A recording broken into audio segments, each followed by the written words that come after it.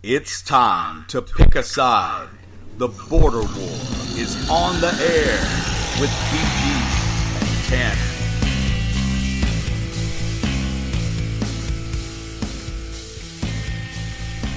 All right, welcome into the Border War for February 21st. I'm BG.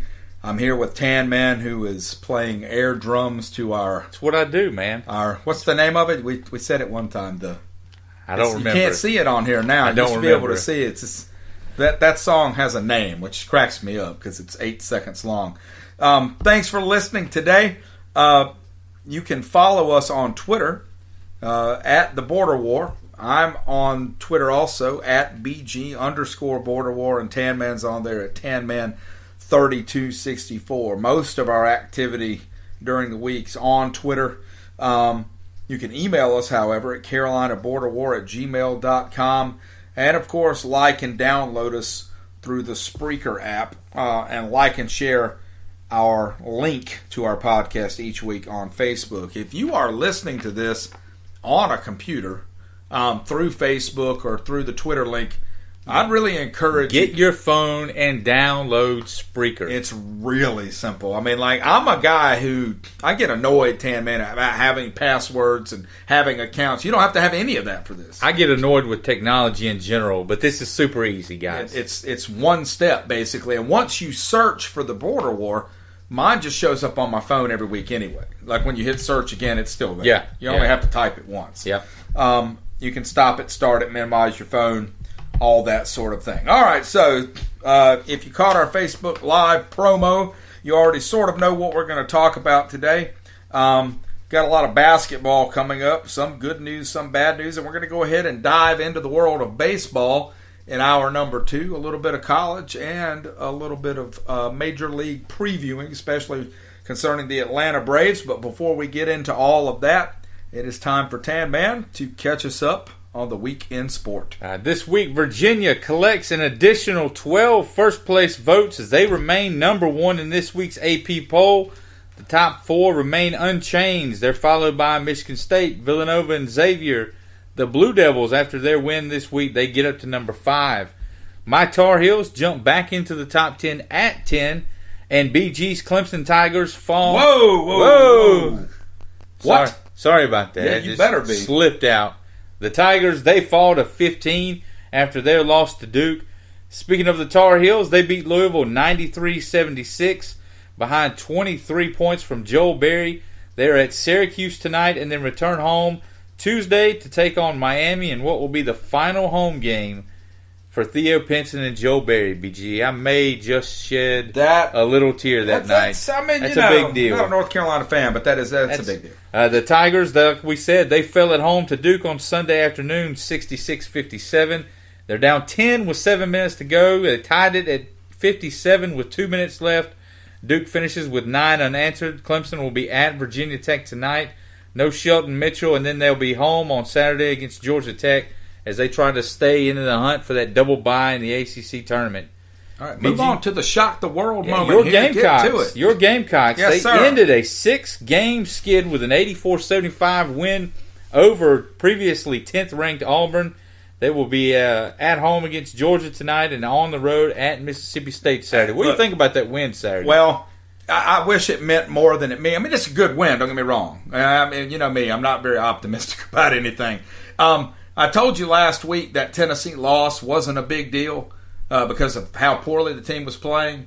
It'd be really nice to have had that win and stacked it on top. Of course, then again, you wonder if they had beaten Tennessee, if they had won this game. Auburn played terrible. Well, Auburn was awful. One of the safest bets in sports is the last game of the season when you guys go to Auburn. Auburn's going to beat the brakes off of you. No question. No question.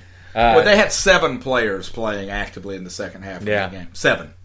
And for whatever reason, Auburn, they couldn't hit the broadside of a barn in the first half. Yeah. I think we got outscored by like 18 points in the second half and just hung on somehow. Yeah, the Auburn fans out there better enjoy this now because it may be coming time to pay the piper here pretty soon. If they're not on that list, I'm not sitting here. We'll get to that in a few minutes. But another Gamecock news broke the other day. Junior guard Corey Holden has left the team. the Delaware transfer, expected to play a big role this year after losing Notice and Thornwell and Dozier. It never panned out. He played just 14 games. He missed the last 11 with a strained hamstring. Look, it just wasn't working. It wasn't going to work. I'm torn between two schools of thought on this. And I know we're doing the news, but like I've seen some people, every time, you're always going to have Gamecock fans jump on Twitter and on message boards. Anytime this happens with football, anytime that happens in any sport, and say, look, this is part of the program. That's Frank's style. If you can't get it, blah, blah, blah. Okay, maybe that's right. And then there are the other posters who say, this happens way too much in Frank Martin's program. Yeah. What's your take on it? I'm curious because you're completely outside this situation. Like, what do you? I think it was just. I think it was just a string of bad luck. I mean, like I said, he was there all year last year, so it's not like he was getting into anything new. He knew exactly what the deal was, and I think like you said, the train of thought was he was going to have a bigger role, maybe start. He didn't start. He came off the bench in those 14 games. But, I mean, when you're hurt and we can't contribute, man, everything just kind of snowballs. And, it was probably time for him to just move on. And maybe he's looking at, he can at next year's roster thinking, well, I'm really not going to see him play he can probably transfer down a level and play right away, play one more year next year. Kid has a lot of talent, but you just wonder if some of it is what we've talked about in the past, and that's that Frank Martin took over a program that basically didn't exist. I mean, he took over a shell of a basketball program, and despite being kind, despite the Final Four last year, which is an anomaly, and it's not as if Frank Martin's Final Four has led him to go out and be able to recruit whoever he wants. I think you're going to miss on some guys. And like I said, you take transfers in. There's always a risk that it's not gonna, it's not gonna mesh. It's not gonna work. Except Frank's in a position where he has to take transfers. Sometimes when you take over a bad job or a rough job, then transfers seem like an easy fix. Like this kid should have contributed, but to quote the great Steve Spurrier, it is what it is. Yeah, that's a very insightful. I'm pretty sure he came up with that insightful thought. We probably owe him a fee for using that on the air now. But in NBA news, the All-Star game this past Sunday, Team LeBron beats Team Steph 148-145. Shocker, LeBron earns the MVP honors. BG, better or worse? Well, we'll get to that. Yeah, we'll get to that a little later. The Hornets, they get back to work after the break. They get the Nets at home Thursday night. They go to Washington on Friday in a back-to-back, and they come back home to get the Pistons on Sunday and the Bulls on Tuesday. Baseball news, the flowers are blooming, the sun is out, bats are swinging, spring training camps are in full effect now. College baseball began this past weekend. Clemson, they sweep VMI with three one-run games. They drill Furman. The Gamecocks, they take 2 or 3 from VMI, Clemson swept William and Mary. Yes. I got that wrong. They swept William and Mary. Well, there's just 2 people. So, I mean, it's not it's even more impressive. Wow. The Gamecocks, they take 2 or 3 from VMI. North Carolina takes 2 of 3 from South Florida before they drop their home opener to UNC Wilmington. And then finally, I think we turned around and beat North Florida last night. Okay. Congratulations. Got a big win over the Ospreys. Well, I'm just letting you know That's awesome. That's awesome. I didn't know. Awesome. I didn't know. Now you do. That's fantastic. Fantastic. Why don't you keep going? Finally, this is in your wheelhouse. Why don't you talk about this one, BG? Bubba Watson wins the Genesis Open at 12 under. His third win at Riviera. The third one to do that. He won in 2014, 16, and now 18. It's his 10th career win on tour, and it moves him from 117 to number 41 in the world golf rankings. All right, look. Lefty, Bubba Watson. Bubba Watson is a guy who I think could help golf a little by winning more because he's got a little bit of personality. He's got a memorable name. It doesn't matter. I can't stand Bubba Watson. It doesn't. Well, that's just as good. No, it's not. It is. No, it's not. I'm telling you, man, like golf it's got, to bring up a NASCAR reference, and we don't talk a lot of NASCAR. And we won't. I mean, what was the Daytona 500 was this week. Who won it? Austin Dillon. Austin Dillon in the Earnhardt 3 car, which that's kind of cool, but the fact that we're not even talking about it lets you know all you need to know about NASCAR. But NASCAR's problem is that when Earnhardt died, they replaced him with Jimmy Johnson. And Tiger Woods hasn't died, but he certainly fell off the golf map. I'm going to make a prediction. I know. I'm going to make a prediction. Go ahead, but let me finish my thought. guys like Bubba Watson are at least memorable. I'm not much of a golf fan. I know what he looks like. I know what he sounds like. I know his name's Bubba. I know he's a Georgia fan. And I know he has some personality. So when I'm flipping channels, I don't want to see some Jimmy Johnson kind of guy putting for the lead in the Masters. I don't care. And so not liking Bubba Watson is what golf needs. Liking Bubba Watson, they just need a reaction. Tell me I'm wrong. Bubba's a bum. I'm going to make a prediction. That is not... Tiger Woods. Okay. Tiger Woods, before the end of next season, will have won on the PGA Tour again, and he will be in the hunt on Sunday at a major at some point this year. That's my prediction. I don't think that's an outlandish thing. I think you're probably right there. I think I got distracted because probably Augusta. Odell Beckham is fighting a kicker's net on the television, and I just got distracted. Odell Beckham is amazing. I don't know why. I love Odell Beckham. I can't stand I don't him. know why. He gets under my skin. All right, BG. Yes. We mentioned it in our live video. There's not an atomic bomb sound, is there? Because that's what goes with this. Yeah, the NCAA, we'll start off with this one. The NCAA this week pulled the pin on the grenade, tossed it. No. Tossed it into Louisville. Grenades can take out a handful of soldiers. This was a cruise missile. Yeah. Or it's going to be. The NCAA upheld, denied Louisville's appeal. They upheld their punishment. Louisville becomes the first college basketball team to ever have to forfeit a national title. Yes. As a result of NCAA violations. Ever.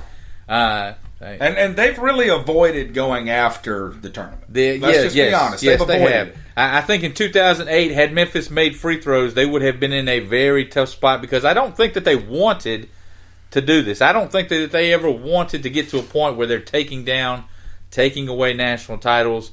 Memphis missing all those free throws in 2008 bailed them out. But at some point, this story has gotten so big, and you couple it with the other report that came out the other day from, I forget the gentleman's name from Yahoo, talking about the FBI investigation. At some point, you have to take a swing at a king, and they took one. You get the feeling. Now, the Louisville thing is somewhat unrelated to all of this. It right? is. It's two separate things. So let's just sum it up for the listener, because you know better than me. But I know one's the sex scandal, one's the shoe scandal. Yeah, Louisville is the one where they had an assistant coach that was paying for strippers and prostitutes to come in and entertain players and recruits in the dorm room, named for Rick Pitino's brother-in-law who died in 9/11. But Rick Pitino claims to have known nothing. He had no idea. The Yahoo report was referencing the FBI investigation with the shoe companies and all that. So which one do you want to start at? You want to start at... well, let's start with that one because it's the older scandal, at least as far as when it broke. Which one? The prostitution scandal. All right, we'll start with Louisville. Yeah. Like we said, they take the banner down. They're the first school to ever have that happen. And it's not big news that it happened to Louisville because they're just eye deep in filth. That place, I don't know. I read one report that, of course, all these things are anonymous and nobody wants to put a name to it, but Louisville was voted like the dirtiest program in the country of everybody. You see these quotes that are like, I'm not going to name any schools that might be involved, but it's Louisville, and some other schools. That Auburn's never far behind. But what are your thoughts on them coming in and doing this thing where they take away back? We saw the games. We know Louisville won that national. We know they went to the Final Four in 2012. Yeah. What's your take on that kind of stuff? I get why they do it because they don't have a lot of other things they can do. I've never been a fan of punishing players, and especially players, but even coaches who inherit these problems and aren't the problem. Right. Poor David Padgett. There's nothing he could do right now. As a former high school teacher, it's literally like me getting a class and saying, last year's kids were really awful. I am going to make you guys pay for that. That makes no sense, but it seems to make sense in the world of sports. I guess you go in reverse. The bottom line is, like, you're right. You want it. You want it. Yeah, we the saw the flag's games. not there anymore, but I don't have a problem with them doing it. Yeah, when they go on the recruiting trail, they're going to say, we won a national championship. They're still going to promote it. And 9 people out of 10 aren't going to know. Nobody cares. Right. Yeah. I don't want to throw it under the bus too hard, though, because I don't know what else you can do. Cheating, let's just be honest, it's often worth it. I'm not advocating it, but I'm just saying, all right, I know I don't normally criticize Clemson, okay, but I'm going to do it. I know that's unusual, but I mean, Clemson, their most recent title, as far as anyone knows, New Spring, is clean, okay, but their 1981 title is very, very, very questionable. Okay, dirtier than a pig in mud, man. Come on. And so, at the time, everyone knew that. As time goes by, I mean, they used that to recruit. They won a national title. And nobody cares. No. Nobody cares. Like I said, everybody sees you win. Everybody saw Louisville win a championship. Honestly, we seem to be past the point of most schools really being punished. I mean, like, look at what happened at Miami, and then look at what happened. And I'm not going to bring you guys up because I actually understand your argument now. Okay? Look at what happened at Miami and then what happened to them. Look at what's happened at some of these schools. Look at what happened at Southern Cal and what actually happened to them. Look at what happened. My God, look at what happened at Penn State. I'm not going to even get into that stuff. Yeah. But there are all kinds of back tan, man. It didn't do anything. Well, I'm not using that. That's not what I mean. But the cheating, doing whatever you can to get recruits. I mean, it pays off in the end. And here's the other thing. Maybe I'm dead wrong. Maybe I'm a horrible person. But what these teams are being accused of doing with these shoes and stuff, I mean, you've created a vacuum for an economy to exist. And every time you do that, black market money is going to fill that hole. I mean, it's absurd, man. We either need to keep these kids on campus or get rid of the requirement completely. Yeah, when you let coaches sign shoe deals. Yes. And I'm getting paid because you're wearing Nike or you're wearing Adidas or Under Armour or whatever it is. At some point, those kids somebody's going to come along and go, man, that guy's making bank because you're out there busting your tail wearing a certain brand of shoe. This is not playing with fire and then being surprised you get burned. This is setting your whole house on fire and then being surprised that you got burned. The fire is everywhere. Yeah. And let's be honest, if this were any other industry, IT, okay, these dudes come cruising college campuses, recruiting all the time. I mean, that's normal. No, we encourage that. We encourage that. There is something weird about, and this is just another place where the amount of money being made in college sports intersects with these ideas we have about college sports, which from what I can tell are still left over from 1920. It isn't a thing anymore. Yeah, I don't think that there's any question that the NCAA can go in, needs to go in and do a complete overhaul from top to bottom. I mean, the NCAA rule book is the size of 6 phone books, of which are so thick I don't think even you could rip them in half. Go through and get clean that up. It's like the tax code. Clean that up, make it more simple, and maybe you cut down on some of the incentive. Or it's absurd that every athletic program in the country has to have someone whose express job is interpreting the NCAA rules and letting them know, forget your intent.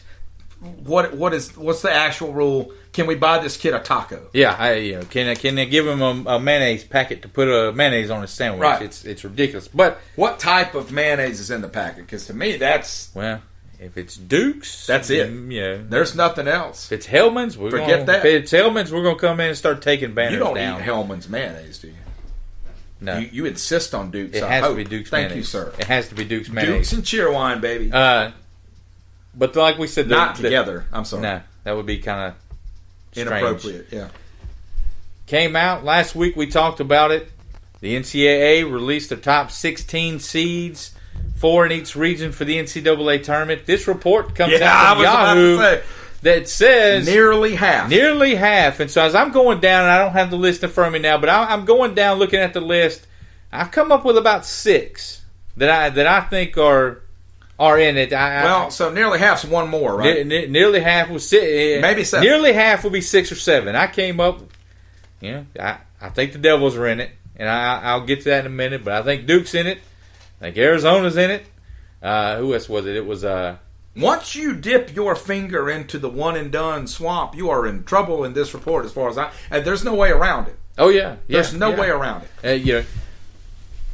Roy Williams gets asked about this after the report came out. Roy says, "Hey, don't quote me word for word." It was basically, I'm 100% confident we're not anywhere in that.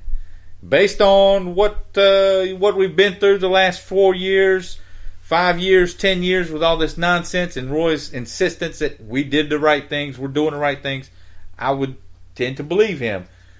Kevin Keats says the same thing at NC State, which I don't know. They're not in that top 16, but the one that caught my eye, this story has been everywhere. Everywhere. And Mike Krzyzewski had the gall to sit behind a microphone and go, I don't know what you're talking about. I've never heard about the report. How have you never heard about the report? He's sitting there playing stupid, and because it's Mike Krzyzewski, we're all just eating it up with a spoon. Are you kidding me? Reminds me of a certain president I know. Well, Clinton was an awful human being, but good point. That is what it is. But to have someone like him just sit up there and just out and out lie. Now, maybe they're not in the report. Maybe I'm wrong. But when you go, I've never heard of it. I don't know what you're talking about. It's absurd. It's ridiculous. It is absolutely absurd. I don't even think absurd is strong enough. I mean, it's insulting. It's insulting to the intelligence of the person asking the question. Like you said, that one comment was, don't be surprised if Tennessee Chattanooga is a 2 seed in the NCAA tournament. Yeah. I mean, you're not talking about these. So these aren't guys trying to get to the top. These are the guys at the top. The over-under number I saw in the report from 2 hours ago, the over-under number as I saw it of programs that would be not somewhat affected, but affected. Mm-hmm. Like capital A. Okay? 50. Ooh. 50. And I went back and tried to find the quote, but paraphrasing from their unnamed source, that they said over the next 2 to 3 years, the release of this information would be relentless, was the word that was used. That it would be game-changing, sport-changing, that it would destroy careers and possibly destroy programs. Here's what I could see coming out of this. Nobody is going to be the one that wants to take down Mike Krzyzewski or Roy Williams, whatever. You're seeing a couple of these cases already that the FBI that got this started that are, some people are saying are already kind of shaky ground. Like the information that they got from their investigation clearly violates NCAA rules. But there's a difference between violating NCAA rules and violating the law. They're two completely different things. Right.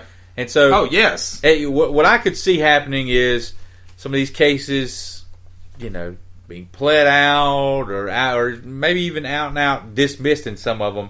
But the stuff's going to get leaked. Maybe not. Okay.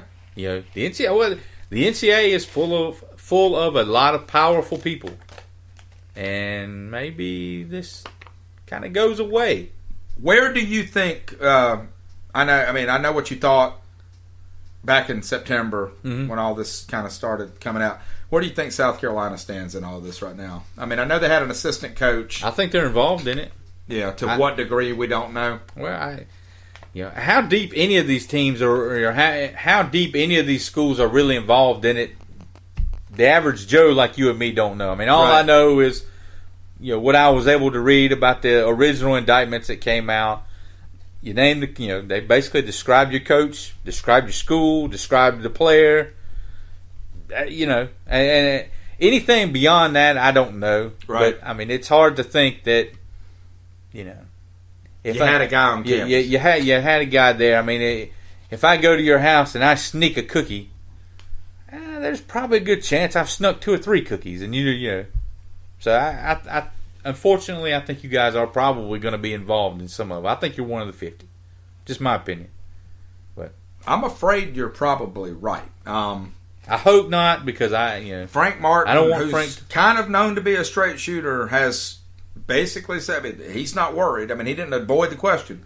He didn't say he hadn't heard of it. Yeah. I mean, he just came out and said, I think we're fine.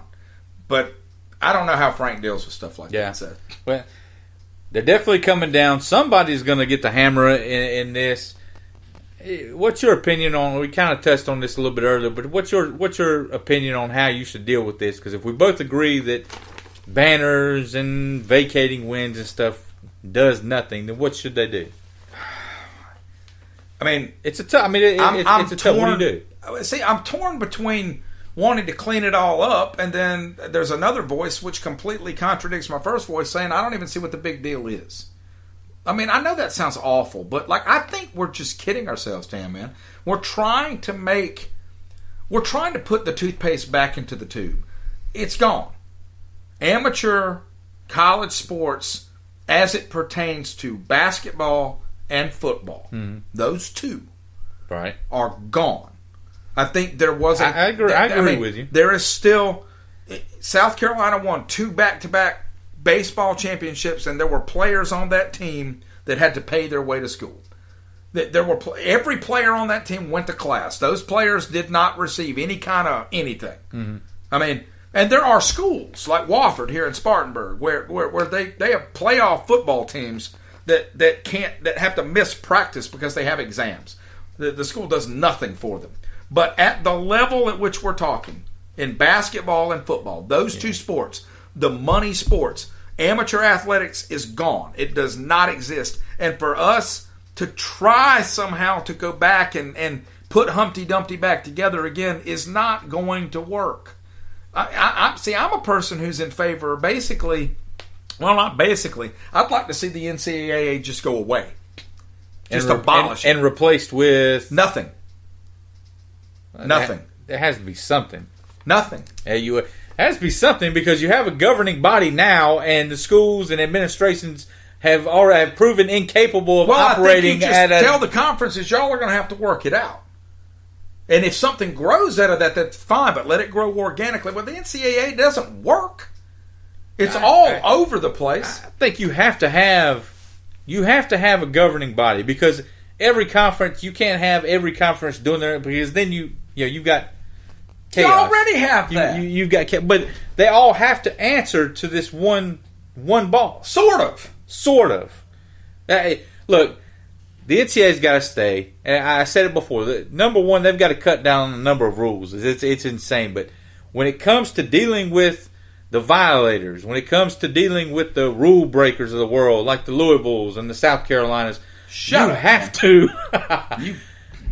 You're going to get a nasty paper cut here if you're not careful. You have to deal with you have to deal in their future. Because like we said, we saw the games. You have no choice. We know that Louisville won a national championship. You can take down 50 banners. It doesn't matter. I saw the games. I know they're still going to go on the recruiting trail. They're still going to promote that they just went to 2 Final Fours a handful of years ago. That doesn't change. But when you come in, and I'm talking, if you're a coach and you're involved in this, you're done. Well, that's what I was going to say. You're done, man. In college sports, if you want to make a difference, you don't go after their money, you go after the coach. Oh, you go after both. Yeah, if you're a coach and you're involved in this, you're done. If you're a coach if you're a head coach and you know about this, you're done. And the athletic department, you win a national title, you go to the NCAA tournament, you go to a bowl game, you make money hand over fist. Your conference, you get money from your. If you're terrible, you still get money in college football. You still get money from those bowl games. If you're involved in any of that, you pay back all of that money. You got to start hitting these schools where it hurts, in the pocketbook. Pay back season ticket. I think taking head coaches away hurts them more than the pocketbook, because I think that does both. I think it does both, but you got to start punishing the here and now and the future. Punishing in the past, it does nothing. It does nothing. So, what often happens now, though, is that the coaches leave.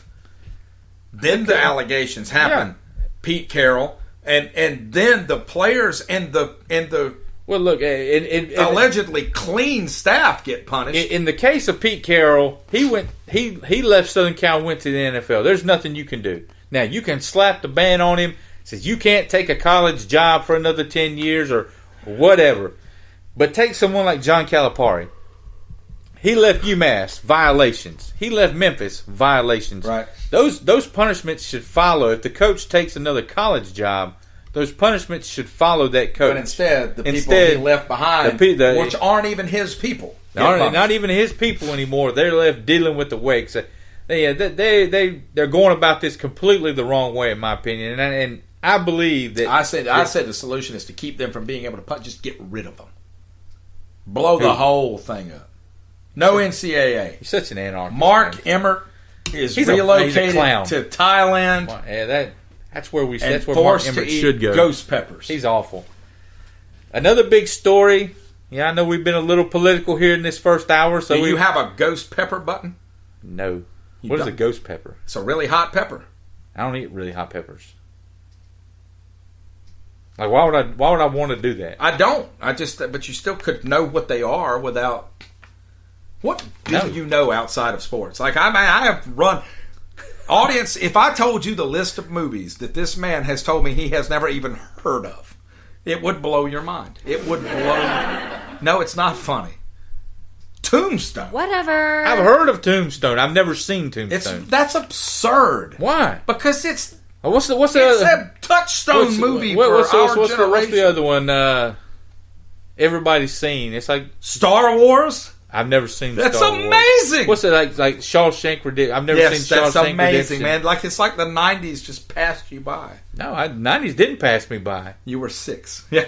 90s didn't pass me by, man. You want to talk 90s wrestling? When you told me that 90s you had sports? When you not only did you know about the Dave Matthews Band, that you actually listened to them, it actually blew my mind. I got a little dizzy. Yeah. Because I had never had that moment with you before. All right, so we're going to stay political. Tell us two people who have not had any of those moments where they saw eye to eye and agreed on a lot of things. If you've been paying any attention to the world of sports and politics lately, you know that LeBron James is pretty socially active right now. He's pretty against the current presidency, like him or not, vote for him or not. LeBron James made no secret of his disdain for our current commander-in-chief. And this past week, Laura Ingraham, Fox News host, chimed in on a recent commentary from LeBron where she told him to, quote, shut up and dribble. BG, what's your take on that? Did she cross the line, or did LeBron kind of invite some of that on himself? I'm sure he expected it. I don't think he's bothered by it. I told you this today, and I'm, without... I'll throw this out there. I have voted for people in both of our major parties. Okay. Multiple times. So I'm that guy. All right, I'm a fence straddler. All right. I see it so from multiple viewpoints. Okay. So unless you're a Clemson Tiger, I can see what your point is sometimes. So you supported Trump this past November, so moving on. I mean, don't say those things because somebody just starts listening right there, and then we get, I don't know. Anyway, so here's my thing. LeBron James, for as annoying as he is as a basketball player, and again, I told a couple weeks ago, I told you, man, I used to be a LeBron guy. Not really anymore. I'm tired of him. I'm tired of his flopping. I'm tired of his whining. I'm tired of his, the way his hairline reminds me of my hairline, all that stuff. Yeah. Okay? I'm tired of his manhandling of that program. And you're just tired of LeBron in general. You're over it. And to be fair, let's be clear. We get a lot of LeBron. We get a lot of LeBron coverage. Okay. And we're about to get a lot more. So, that all being said, here are my takes on it. LeBron James married his high school sweetheart. He did not go out and find a supermodel once he got rich. He married the girl he had been in a relationship with since 9th or 10th grade. Mm-hmm. They have 3 kids together, I think. They do not have marital problems. I've never heard of LeBron James getting any kind of off-the-court controversy, any kind of incidents with police officers, anything. He has donated, Tan Man, get this now, millions of dollars to send kids from Akron, Ohio to college, kids that deserve to go to college. So here's my problem. I don't think Laura Ingraham should have told LeBron James to shut up and dribble for the exact same reason that I don't think you should tell anybody in the United States to shut up. That's our primary right as Americans. Now, if you want to disagree with him, use your platform to do that. But I don't think you should ever tell somebody you don't have the right to speak. I think she comes off looking pretty small, and she's caught it. Yeah, she's caught it on Twitter. I agree with you. I think she's come off looking pretty petty on this thing. And you're right. We live in America. You have a right to voice your opinion. You know, if you don't agree with what's going on in Washington, or you don't support the current administration, that's completely your right. I guess my only problem with it is it seems like it doesn't go both ways with that group. It seems like if like Laura Ingraham is a ardent Donald Trump supporter. Yes. She supported him all the way through. She's been very vocal about that as well, but it seems like the other side of that, I guess the other side is not willing to let that side speak their mind. Well, there's a lot of that. But there's a lot of that on both sides. There's a lot of that going on. Yeah. I don't know. I think in some ways I do believe that LeBron James invited some of this and opened himself up, because when you step into that ring, when you take that swing and you jump in there, well, people are going to have something else to say. Again, my issue with her isn't that she had an issue with what he said. It was the slant she took. And it was this whole dumb jock thing. And I'm not even get into the racial aspect of it. I'm just saying it was this sort of, you're not smart enough to have an opinion. I mean, that's basically what she said. I don't think that she really did her homework, because like I said, if you've been paying attention and you follow sports, you know that LeBron James is, I don't want to use the word woke, but I mean, he's very involved socially right now. Yes. He's not a dumb guy. He knows LeBron, exactly. He has an opinion. As long as you have an opinion and you can back it up and you believe in it, then I'm perfectly fine with you having it and saying it and whatever. It felt like it personally annoyed her, and that's why she wanted to have a segment on it. Yeah. It didn't feel like something she thought was newsworthy. Yeah, but like I said, I do feel like she didn't really do her homework, because what is it you hear all the time? Put your money where your mouth is. Well, you mentioned it. He has put his money where his mouth is on a lot of that stuff, but look, like she didn't take the time to look at that and figure that out. She said, trying to leave high school a year early. I mean, he didn't leave high school a year early. He went all the way through, and before he graduated, he had signed like a $90 million deal with Nike. I mean, right? Yeah, the kid from the day he was 16 years old. I mean, he's been very aware of himself and his brand, and like you said, 18 years, 20 years now we've known about him, it seems like, and I'm like you, I can't really recall. Squeaky clean. Yeah, I can't really recall anything. If LeBron, anybody's above reproach in the NBA, it's him. LeBron is what you want a professional athlete to be. I mean, if you want to yell at him on the court, and that's what the NBA wants. But I mean, we've talked about this, man. LeBron is the guy that has led the NBA's comeback. The NBA, people that are younger than us, they don't remember the reputation that league had 20 years ago, man. It was considered to be semi-dangerous to go to NBA games. I mean, there were people coming into the audience to find. I mean, Ron Artest. Malice in the Palace. Yes, when Ron Artest was the flag bearer. And I love AI's game, man, but Allen Iverson was not the guy you wanted carrying the NBA flag. And in the early 2000s, it was the optics, late man. 90s, it was just the optics of it, man. It's like Randy Moss in the NFL. The NFL did not want to hitch their wagon to Randy Moss. No. And I think you have to say LeBron started it, because LeBron came in as AI went out. And all of these guys in the league that are making this big money, but they all owe LeBron a little bit of a debt, I think. Yeah. Someone said, LeBron's worth $400 million or so. She's worth $40 million, is what I saw. It's nothing to sneeze at, but It's like I said, it's almost like she didn't really know what she was biting off on this because she's gotten hammered. She has. Yeah, she's gotten hammered on all this. She has. All right, BG, that's it. Hour number 1 in the books. Hour 2, Charlotte Hornets, NBA All-Star Game. Maybe a little Braves. Maybe a little college baseball. We've got a Who few knows? minutes left. Do you want to talk any more about the Ghost Peppers? I don't know what ghost peppers are, You know man. what we could talk about? We could talk about the Washington Redskins and their off season. No? It's always fun. You never know what's going to happen. Oh, you're going to hit the music on. Okay. All right. So the music's playing now. Shut up, BG. Shut up.